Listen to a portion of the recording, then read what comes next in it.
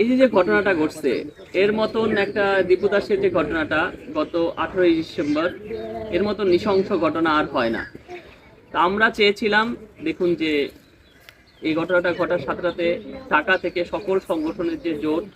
বাংলাদেশ এই যে সম্মিলিত সনাতনী জাগরণ জোট,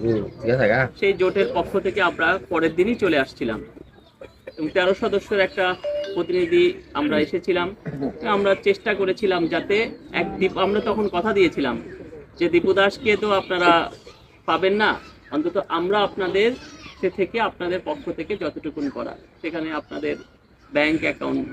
ছিল না, ব্যাংক অ্যাকাউন্ট খুলে বিকাশ খুলে এটা খুলে যাতে আপনাদের কিছু অর্থনৈতিকভাবে সাহায্য বা আপনাদের পরিবারে হয়, প্লাস সব কিছু মিলে এটার প্রতিবাদে যা যা করা। এবং এর মাঝখানে দেখা যায়, আপনারা জানেন যে মালিক পক্ষের সাথেও কথা হয় এবং আজকে কিন্তু মালিক পক্ষের যিনি আছেন এবং আমরা প্রত্যেকটাই, যে আমাদের পুরো টিম সহ আমরা যেখানে ঘটনা ঘটেছে সে প্রত্যেকটি জায়গা আমরা দেখে এসেছি, কথা বলেছি এবং আসলে মালিক পক্ষ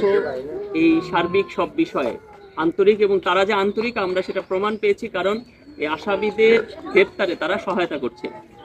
এবং এই কারণেই কিন্তু আপনারা দেখছেন যে ভেতরের আসামিরা কিন্তু, ভেতরে যারা কোম্পানি এমপ্লয়ি যারা এগুলোর সাথে জড়িত ছিল তারা কিন্তু একজনের পর একজন গ্রেপ্তার হচ্ছে।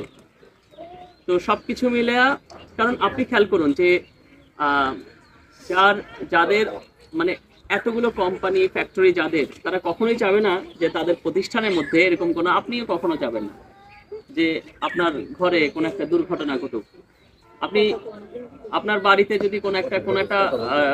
বাড়িতে যদি কোনো একটা দুর্ঘটনা ঘটে, আপনি দেখবেন যে কোনো ঘরে যদি কোনো ফ্ল্যাটে যারা ঘরে ভাড়া দেয় ঢাকা শহর বা শহরগুলোতে,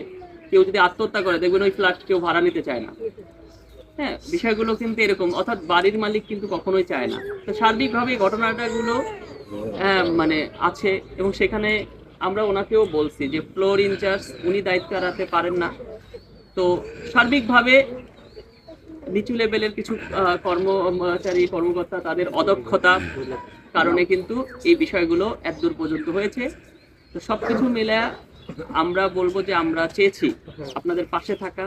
আপনাদের জন্য যেটা করা। তো